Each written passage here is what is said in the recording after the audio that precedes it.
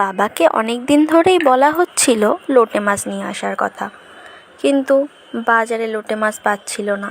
তাই যেদিনই পেল নিয়ে চলে এলো, কারণ লোটে মাছ বলা হয়েছিল লোটে মাছের চপ খাওয়া হবে সেই কারণে।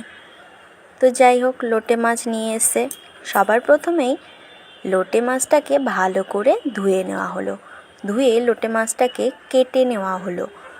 কেটে নিয়ে লোটে মাছের যে নরম কাঁটাটা রয়েছে সেই কাঁটাটাকে ফেলে দেওয়া হলো।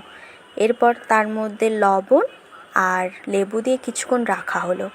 কিছুক্ষণ রেখে দেওয়ার পরে একটু জল জল বেরিয়ে যাবে, সেই জলটা ফেলে দিয়ে ভালো করে জলে ধুয়ে নিতে হবে। এরপর মশলা করে নিতে হবে আদা, রসুন, লঙ্কা এইগুলো দিয়ে। এই মশলার মধ্যে পরিমাণ মতো লবণ আর কিছুটা লেবুর রস মিশিয়ে মশলাটা ভালো করে মাখিয়ে নিতে হবে। মশলা মাখানো হয়ে গেলে সেইগুলোকে মাছের সাথে ভালো করে মশলাটা মাখিয়ে নিতে হবে।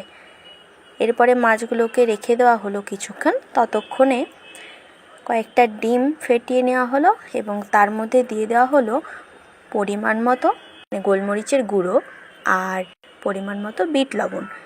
যে মাছগুলো মশলা মাখিয়ে রাখা হয়েছিল ওই মাছগুলোকে এবার আস্তে আস্তে ডিমের মধ্যে চুবিয়ে তারপরে বিস্কুটের গুঁড়ো দিয়ে কোট করে নেওয়া হলো।